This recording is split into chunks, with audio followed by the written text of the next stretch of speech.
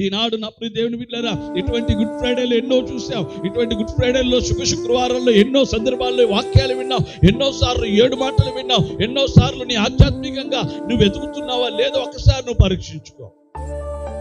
తండ్రి వీరేం చేయించున్నారో వీరు ఎరగరు కనుక వీరిని ఈరోజు క్షమాపణ కలిగిన మనసు మనకు ఉండాలి. యేసు ప్రభుని హింసిస్తుంటే, దూషిస్తూ ఉంటే, ఆయన నలగొడతా ఉంటే, కొరడాలతో కొడతా ఉంటే, ముఖం మీద ఉమ్మి వేస్తూ ఉంటే, ఆయన తండ్రి మీరేం చేస్తున్నారు వీరు తెలియదయ్యా, వీరిని క్షమించంటున్నాడు. ఈరోజు అన్ని తెలిసి, దేవుని ప్రేమను తెలిసి, దేవుని యొక్క కనికరమును తెలిసి, దేవుని కృప చూసి ఈరోజు మనం ఆ యొక్క సన్నిధిలో ఆధ్యాత్మికంగా ఎదుగుతున్నామంటే, ఆయన కృపను పొంది ఈరోజు బ్రతుకుతూ ఉన్నామంటే, ఆయన పొందిన దెబ్బల్లో, ఆయన పెట్టిన యొక్క ప్రాణములో మనకు విడుదల, క్షమించబడ్డాం, ఈరోజు రక్షించబడ్డాం. ఈరోజు రక్షించబడిన నీ జీవితం నా ప్రియ దేవుని బిడ్డలారా ఆధ్యాత్మికంగా ఉందా? విశ్వాసం కలిగి ఉన్నావా?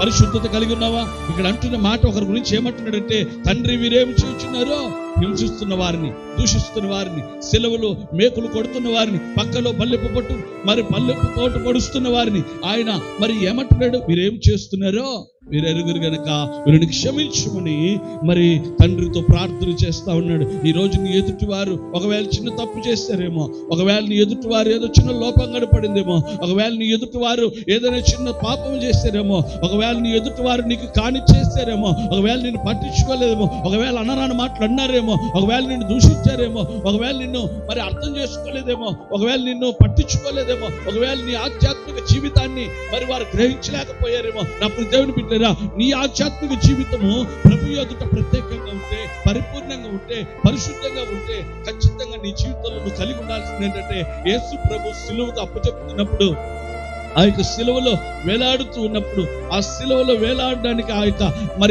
ఎంతగా కొరడాలతో ఉమ్ము వేసి ఆయనను కొట్టి, ఆయనను నెట్టివేసి తన్నిన వారు, పిడుగు తిరుగుతున్న వారు వారందరూ అక్కడ ఉంటే, తండ్రి వీరందరినీ క్షమించమని తండ్రితో వేడుకుంటున్నాడు. ఈ యొక్క మధ్యాహ్న కాల సమయంలో నీ పట్ల ఎవరైనా అపరాధాలు చేస్తుంటే, నీ పట్ల ఎవరైనా అనరాని మాటలు మాట్లాడుంటే, నీ కుటుంబంలో ఒకవేళ నీ హృదయంలో ఒకవేళ ఎవరైనా నీ జీవితంలో ఒకవేళ చేయరాని తప్పులు చేస్తుంటే, మొట్టమొదటిగా ఈ మధ్యాహ్నం మొదటి మాటలు గ్రహించి ఏంటంటే క్షమాపణ యొక్క ఆవేదన కలిగినటువంటి మాట, ఈ యొక్క ఆవేదన కలిగినటువంటి మాటను క్షమించుతాం. దేవుడు అంటున్న మాట క్షమించమని.